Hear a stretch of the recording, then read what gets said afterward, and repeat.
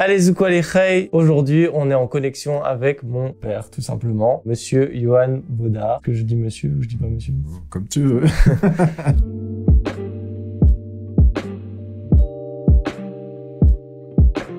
Donc, un artiste, je vais le laisser du coup se présenter. Donc, présente-toi en quelques mots ton parcours, etc. Donc, je m'appelle Johan Baudard, je suis sculpteur, peintre, poète à l'occasion, mais principalement sculpteur. J'ai travaillé un peu tous les matériaux, mais mon matériau de prédilection, c'est surtout l'acier, donc le fer, quoi. J'ai fait aussi un peu de fonderie, je fais de la forge, mais voilà. Mais ça reste l'acier qui est mon matériau de prédilection. D'ailleurs, c'est toi qui as inventé, il me semble, l'option fonderie, je crois, ou quelque chose comme ça. Une vieille petite histoire, c'est-à-dire qu'à Mons, quand j'avais ma fonderie à Dour, il n'y avait pas dans les promotions sociales, etc., d'option fondeur d'art. Et donc, on a ouvert cette section pour qu'il y ait, entre guillemets, un diplôme et une formation comme fondeur d'art à la cire perdue. Ça, c'est juste... une petite anecdote, quoi. Une petite anecdote. Ok. Pourquoi tu t'es tourné vers l'art? Pourquoi tu t'es pas dit faire autre chose? C'est une longue histoire. Enfin, toi, tu le sais, ton grand-père était sculpteur. Il s'appelait comme toi, d'ailleurs, Théo. Et malheureusement, mon père est décédé très jeune d'un accident de voiture. Moi, à l'époque, je me destinais pas du tout à cette vocation. C'est-à-dire que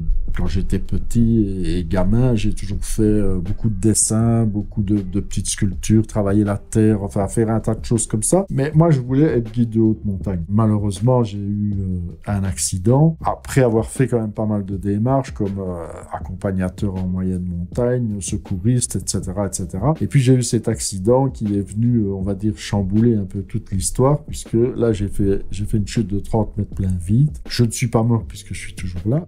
Mais bon, c'est vrai qu'après j'ai voulu recommencer et en fait j'ai attrapé le vertige. Ce qui est normal en soi. C'est vrai que c'est quand même un choc, hein. C'est comme si je me jetais du 6e étage. Hein. C'est quand même pas rien. Puis j'ai rencontré un ami à mon papa qui avait, après sa mort, écrit un texte posthume lors d'une exposition où il y avait ses œuvres. Je lui ai raconté mon histoire de montagne et il a eu en fait la petite phrase ou le petit élément qui a fait déclencher tout le restant de ma vie, c'est qu'il m'a dit « Puisque tu ne peux plus faire de montagne, pourquoi tu ne ferais pas une montagne de ta sculpture ?» Et voilà en fait le point de départ de cette histoire. Ok. Tu as dit juste avant que tu étais principalement dans l'acier. Pourquoi l'acier? J'ai essayé un peu tous les matériaux. J'ai commencé avec de la pierre, puis j'ai travaillé du bois, puis j'ai fait un peu de métal, puis j'ai fait du bronze. Enfin bon, voilà, j'ai fait plein de trucs. Mais bon, il faut savoir qu'en sculpture, quand vous faites du modelage ou que vous faites de la fonderie, en fait, il y a ce qu'on appelle tout un tas d'étapes intermédiaires qui sont un peu ennuyeuses. Enfin, bon, ça dépend. Il y a des gens qui aiment bien ça. Moi ça m'ennuie. En fait, il faut faire un moule de ceci, un moule de cela, avant d'arriver à ce qu'on appelle le produit fini, la sculpture, qu'elle soit en bronze ou en autre chose. Tandis que le métal, moi, ce qui m'intéressait, on commence à construire la sculpture et puis on voit sa sculpture évoluer jusqu'au moment où elle se termine. Mais quand elle est terminée, elle est terminée. Il n'y a pas toutes ces étapes de passage, de transition qui finalement donnent des pertes. Parce qu'il faut savoir que, par exemple, quand on forge une barre en acier et qu'on donne un coup de marteau dans l'acier rouge, eh bien, le coup de marteau, il est là, il est vif, il est réceptif. Tandis que quand vous donnez un coup dans de la cire, le fait que vous fassiez une empreinte, puis un moule réfractaire, puis seulement couler le métal, vous avez déjà une perte, 2 pertes, 3 pertes sur le coup de marteau. Alors évidemment, le ravivement de toutes ces pertes, c'est l'ouvrier ciseleur qui, lui, va dans le bronze raviver l'énergie lors du travail du ciselage. Mais bon, voilà, ce sont toutes des pertes et moi, ça, je n'aime pas. Je suis quelqu'un franco, donc quand je donne un coup de marteau, il doit être franc. C'est une des raisons pour lesquelles j'ai choisi l'acier. Et la deuxième des raisons, c'est que l'acier, c'était un matériau que beaucoup de gens mettaient au rebut. Ouais, que les gens méprisent, quoi. Voilà. C'était soi-disant pas un matériau qui était noble. Et en plus, c'est un matériau qui était dur, froid. Et moi, j'ai voulu, par l'intermédiaire de ce matériau, prouver que, en fin de compte, si vous savez y faire, eh bien, l'acier peut devenir quelque chose d'excessivement sensuel, doux, chaleureux. D'où mon choix pour l'acier. Et le feu aussi, puisque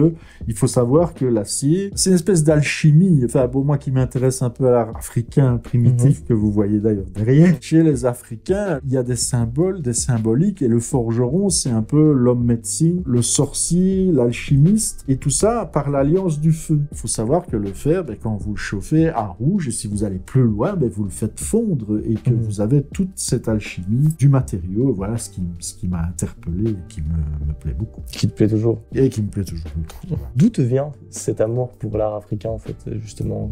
Où est-ce que tu l'as trouvé? Je pense que si on regarde un peu dans l'histoire de l'art, déjà, on se rendra vite compte que beaucoup d'artistes, que ce soit Braque, Picasso, se sont intéressés aux arts premiers parce que ils étaient précurseurs à cette époque du mouvement cubiste. Si on regarde bien les sculptures africaines, on se rend compte que, voilà, il y a des stylisations du corps humain. C'est presque des formes abstraites, puisque c'était la naissance du cubisme, la naissance de l'abstraction, toutes ces choses-là. Et moi, ça m'a interpellé. Pas seulement que pour ça m'a interpellé aussi parce qu'en fait, les arts dits premiers sont avant tout quelque chose d'usuel, c'est presque une religion. Un véritable objet africain, c'est un objet qui sert à un rituel. Comme moi, je vais mettre du charbon dans une forge, l'objet va servir soit pour des choses positives, soit pour des choses négatives. Il y a des masques qui servent du passage de l'enfance à l'adolescence, de l'adolescence à l'âge adulte. C'est toute une histoire et c'est des objets qui ont, on va dire, un passé, une histoire, et il faut essayer de s'y intéresser. C'est pas seulement le côté esthétique de l'objet qui, par lui-même, brille, mais c'est pas que ça. Il y a un passé, il y a quelque chose derrière. D'ailleurs, est-ce que tu as une pièce dans celle de derrière, ici, que tu préfères parmi d'autres? Ce qu'on peut avoir, c'est qu'il y a énormément de pièces ici qui sont en fait des ikenga. Ibo. Ikenga, chez les Ibo, c'est une symbolique. C'est un objet qui, en général, pour l'homme, pour l'évolution de sa carrière, de son bien-être personnel, c'est quelque chose qui fait un peu grandir. Si on regarde la symbolique, on voit toujours qu'il porte un couteau, il porte souvent un crâne, et en fait, ça, c'est le crâne de ses ennemis, puisqu'il est vainqueur sur ce qu'il entreprend. Je trouve que ce sont des objets excessivement intéressants qui ne sont pas encore, même aujourd'hui, au XXIe siècle, mis suffisamment en valeur par rapport à l'histoire qu'ils ont. À l'histoire qu'ils ont et à leur qualité d'objets. C'est vrai que j'avais un peu des objets de tous horizons, mais j'ai changé un peu ma collection en me recentrant sur les Ibo, qui sont donc une ethnie du Nigeria et qui ont une culture assez invraisemblable. Est-ce que l'art t'apporte encore aujourd'hui quelque chose de bénéfique personnellement parlant? Ou ça s'est perdu avec toutes les années? Parce qu'il faut savoir que ça fait énormément d'années que tu es dedans. Oui, ça fait 40 ans que je suis dans le métier. J'ai été prof un petit peu, j'ai eu cette fonderie. Moi, mon but, c'était d'essayer de vivre de mon art, ce que j'ai plus ou moins réussi à faire, même si c'est difficile, vu qu'en Belgique, on n'a toujours pas de statut. Et les pseudo-statuts existants sont pour moi une vaste blague. Je pense que l'art, avant toute chose, même si on fait des choses qui sont essentielles, je pense, dans la vie, pour faire passer des messages ou des choses comme ça, sont avant toute chose une satisfaction personnelle. On éprouve un plaisir, on éprouve un bien-être. En fait, on y met toute sa vie, toutes ses tripes, et je pense que ce qui fait la différence entre un créateur et un véritable artiste, c'est qu'il y en a un qui parle uniquement avec ses tripes, avec son âme et son cœur. Et je pense que quand j'ai commencé, j'avais ce qu'on j'appellerais toujours la petite flamme qui brûle en moi, le petit flambeau. Après 40 ans, j'en ai 60 aujourd'hui. Cette petite flamme brûle et je pense qu'elle brûlera toujours. Et en même temps, c'est ce qui maintient aussi en vie. J'ai pas envie de soulever cette polémique-là, mais c'est vrai que quand les gens arrivent à l'âge de la pension, ils savent plus trop que faire, ils sont plus dans la vie courante, etc.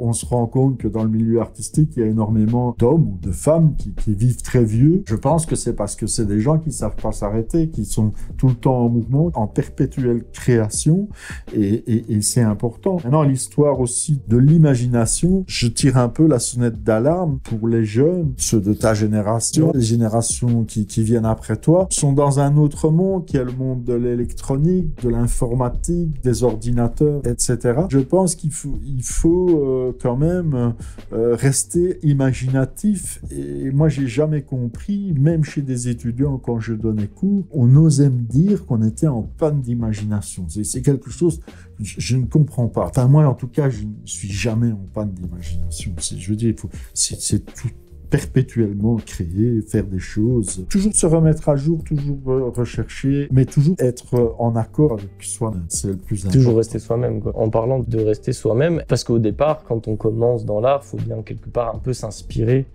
de ses pairs, de ce qu'on voit. Est-ce que, avec toutes ces années passées, tu t'inspires toujours de ce que tu peux voir aujourd'hui? Il faut avoir des pairs parce que je pense que c'est nécessaire. Moi, j'ai eu un père qui était artiste. Forcément, ça m'a inspiré. C'est vrai que vu que j'ai pris une direction qui était un peu différente au niveau de l'acier, etc., forcément, je me suis intéressé à des gens qui travaillaient l'acier. Et je pense que mon second père spirituel, c'est Julio González, qui est un sculpteur espagnol. Et ensuite, ça a été Chillida. Et González est le père spirituel de Chillida. Ce qu'il y a, c'est qu'il faut s'inspirer de gens, de choses, de regarder, mais il faut surtout, à partir d'un certain moment, leur échapper. Je pense que ce qui est primordial dans l'art, et pour qu'un artiste, puisse réussir, puisse avancer et être fidèle à lui-même, Attention, tu caches le micro. c'est de trouver son chemin personnel et sa ligne de conduite. Et ça, c'est important. Bon, avec les outils qu'on a aujourd'hui, qui sont Internet, etc., où on peut voir un peu ce qui se passe dans le monde, on se rend compte que ce soit en peinture ou en sculpture, il y a des courants et des mouvements. Par exemple, dans le monde de la sculpture et du métal, on se rend compte que le grand père de toutes ces sculptures, c'est Chillida. Et puis, dans d'autres domaines, c'est un autre. Mais voilà, et on se rend compte qu'il y a des mouvances comme ça. Si je peux donner un conseil aux jeunes artistes qui sont là aujourd'hui, si vous voulez vraiment faire ce qu'on appelle une carrière dans le milieu artistique, vous devez, s'il vous plaît, trouver votre chemin. Et si vous vous inspirez de gens, à un moment donné, il faut leur échapper et les quitter. Je me permets de parler comme ça parce que j'ai vécu cette expérience et que j'adorais tellement Chillida qu'à un moment donné, je me suis perdu dans Chillida. J'ai fait un travail personnel où j'ai écrit une plaquette où j'ai comparé l'œuvre de Chillida, tout ce qu'on a dit sur Chillida et tout ce qu'on a dit sur moi, dans lequel il y avait d'énormes similitudes. Ça m'a permis de comprendre qu'en fin de compte, ce qui m'intéressait dans l'œuvre de Chillida, en dehors de ces sculptures qui sont magnifiques et que je conseille à tout le monde d'aller voir le musée qui existe à San Sebastián, mais c'était sa mise en œuvre, c'est-à-dire de travailler des mastels en acier plein, forgés, etc. Et c'est ça. Et j'ai été induit en erreur parce qu'à un moment donné, je me suis enfoncé dans l'œuvre. Mais je me suis oublié. Donc, j'ai fait cette espèce d'exorcisme pour revenir à mon travail personnel, etc. Qui maintenant, ça va, je suis bien dedans, il n'y a pas de problème. Tu as répondu à plusieurs questions en une seule. C'est toujours comme ça. Non, mais c'est bien, c'est bien. Quel est pour toi le meilleur endroit, encore aujourd'hui, pour une œuvre? Est-ce que c'est mieux, à tes yeux, et selon toi forcément, dans un endroit privé, donc dans une maison, ou plus pour un aspect décoratif, ou alors aux yeux de tous, dans une salle d'expo, dans un parc ou dans ce genre de choses publiques? D'abord, tout dépend de l'œuvre. Oui. Ça, c'est une première chose.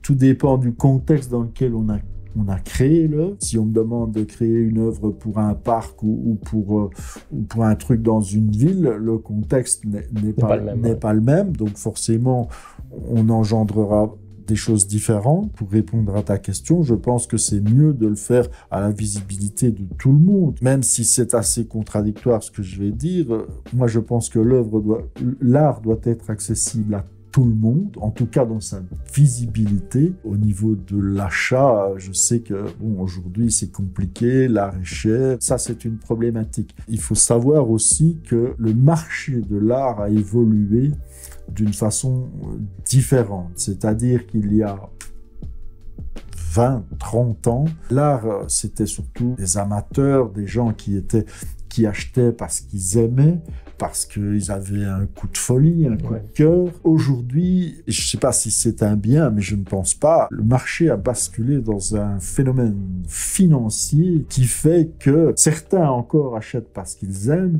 mais d'autres achètent surtout parce qu'il y a une valeur d'investissement derrière l'œuvre. Alors évidemment, ça donne des complications parce que quand vous êtes jeune artiste et que vous rentrez dans un marché tel qu'il est actuellement, c'est compliqué. Pour se faire remarquer, pour rentrer dans des galeries qui vont vous mettre en valeur, ça devient compliqué parce qu'il y a un phénomène de pyramidal qui fait que voilà, c'est réservé à entre guillemets une certaine élite. Malheureusement, il y a énormément de très très bons artistes, aussi bien des jeunes que des plus âgés, même des gens de mon âge, voire même plus vieux, qui vivent dans la précarité simplement parce que les galeries ne veulent pas montrer leur œuvre sous prétexte qu'ils ne sont pas dans le contexte, entre guillemets, de l'art contemporain, ce qui est tout à fait faux. Voilà une déviance de ce marché, entre guillemets, financier et de placement d'argent.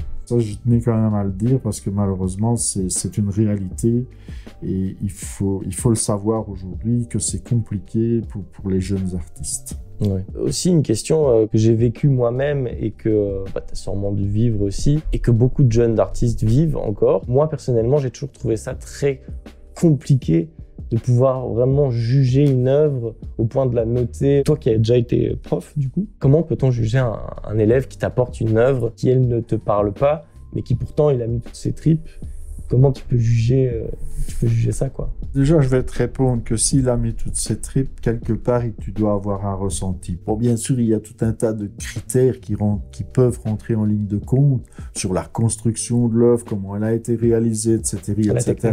Techniquement aussi, parce que bon, c'est vrai que ça, c'est une petite parenthèse, mais c'est vrai que désolé pour la réflexion, mais il y a quand même beaucoup d'artistes aujourd'hui qui ne font plus les œuvres eux-mêmes, c'est-à-dire qu'ils font réaliser. Pourquoi? Parce qu'ils ne possèdent pas la technique ou qu'ils ne sont pas assez calés pour le faire. Mais donc là, ça devient délicat de mettre ses tripes et de faire passer ses émotions dans une œuvre qu'on n'a pas réalisée soi-même. Donc attention, juste pour le petit truc. Sinon, le jugement, moi je pense que pour être franc et tout à fait honnête, une œuvre où elle vous touche personnellement droit au cœur, où elle vous perturbe, vous pouvez être touché d'une façon bénéfique, mais vous pouvez aussi être heurté, sans pour ça tomber dans le grand n'importe quoi, parce qu'on on a vu, on sait, je ne citerai pas de nom, mais il y a quand même des œuvres, on montre des choses qui pour moi sont tout à fait inacceptables, ou n'ont aucun sens, aucune construction, c'est juste une image que l'on donne. Qui au final entache un peu l'art des artistes. Entache les artistes. Et je sais que le but aussi des artistes, c'est de temps en temps, c'est de faire passer des messages, de dire faites attention, la société, ça ne va pas, ou ceci ou cela. Mais en même temps, je pense qu'il y a toujours moyen de montrer aussi bien la souffrance que les travers de la société d'une façon peut-être plus harmonieuse et moins crue que certaines vulgarités que l'on peut voir et qui pour moi n'ont aucun sens. Il ne faut pas tomber dans cette trivialité du grand n'importe quoi. Pour moi, l'art contemporain est intéressant. Je pense que l'évolution de l'art reste intéressante. Pour les jeunes artistes d'aujourd'hui, il faut avoir des connaissances. Un sculpteur, pour moi, doit connaître la technique, doit savoir faire des moules, doit savoir faire un portrait. Même si après, c'est quelque chose que vous ne faites pas, que vous ne réalisez pas et que vous partez dans l'abstraction ou dans les installations, peu importe, mais vous devez savoir le faire. Juste pour la petite anecdote, c'est du temps où je donnais cours. Quand je m'entendais très bien avec le directeur de l'école qui souvent me posait des questions et je lui disais toujours comment est-ce qu'on peut donner des grandes distinctions à des élèves qui, finalement, techniquement parlant, ne sont pas au point. Ils vont avoir le diplôme, mais ils ont deux choix possibles. Soit ils veulent faire artiste, mais c'est compliqué, vu le contexte de la société. Donc ça, à mon avis, ils ne feront pas, ou il y en a 1 sur 1000 peut-être qui va le faire, et les autres vont enseigner, vont être profs. Mais ils vont être profs de quoi? Puisqu'ils ne connaissent même pas les bases. Et c'est là qu'il y a le gros problème. Ils vont enseigner quoi puisqu'ils ne savent pas? Oui, ils vont enseigner ce qu'eux-mêmes prétendent connaître, entre guillemets. Voilà. Mais en même temps, techniquement parlant, ils ne sont pas au point. Et sur ce, je trouve que dans les écoles d'art en France, par exemple, techniquement, on oblige quand même les élèves dans le dessin, dans la sculpture, à savoir faire des moules, faire des agrandissements, enfin leur donner toutes les bases, les bonnes bases. Et une fois que vous avez toutes les bases, vous pouvez faire ce que vous voulez. Ok, juste ça, c'est vraiment une question de goût personnel pour en savoir un peu plus sur toi. À tes yeux, quelle est la pièce que tu trouves encore aujourd'hui impressionnante et que t'aimes le plus ou que t'aimerais peut-être même pour un plaisir personnel posséder? Il y en a beaucoup, enfin, il y en a plusieurs. Mais s'il y en a une particulièrement... L'œuvre qui, pour moi, même encore aujourd'hui, après 40 ans de la regarder, fait me poser encore des questions, c'est une œuvre de Julio González qui s'appelle « Femme se coiffant », qui est tellement fabuleuse. Alors c'est vrai que si on montre la photo, je pense que les gens au départ, ils vont pas comprendre grand-chose. Par contre, si on regarde un peu les dessins préparatoires de cette œuvre, donc où on voit vraiment une femme qui se coiffe, etc. Ce qu'a fait González, c'est d'abstraire pour ne garder que les lignes essentielles de l'œuvre. C'est formidable et encore aujourd'hui, c'est une œuvre qui me fascine, dans laquelle on découvre encore plein de choses. Personnellement, une œuvre qui m'a toujours choqué, c'est une œuvre de Chillida qui est genre sur des... pas une montagne. Le peigne du vent. Ouais, voilà. Celle-là, moi, je la trouve incroyable. C'est marrant que tu dises ça, j'en ai même des frissons, parce que la deuxième œuvre pour laquelle je reste fasciné, c'est cette œuvre-là. Ouais. Ce sont les peignes du vent. Cette œuvre se trouve à San Sebastián, au bord de l'océan Atlantique. Et bon, c'est très mouvementé. Donc, voilà. Et Chillida a mis trois œuvres, trois de ces peignes comme ça qui sont censés peigner le vent, l'air, mais aussi l'eau, la mer, et il a fait une esplanade dans laquelle, en fait, il y a tout un système de tubes, de tubulures, avec des trous qui reviennent dans le sol. Et quand la marée est très haute et qu'il y a des tempêtes et que la mer vient se fracasser sur les rochers, en fait, ça rentre dans les tubes, ça fait un sifflement et vous avez des jets qui sortent, mais grandioses. Ouais, c'est fabuleux. Et puis cet acier qui est rongé par l'eau salée. On dirait des grandes mains comme ça. Rien que la disposition, l'endroit et tout, je trouve que tout est parfait en fait. Ça, c'est quelque chose quand même qu'il faut dire, c'est que quand on crée une œuvre monumentale qui est intégrée dans la nature, dans les parcs, il faut vraiment l'intégrer, ça doit faire corps. L'art, c'est ça. C'est une histoire d'amour entre l'artiste et le matériau.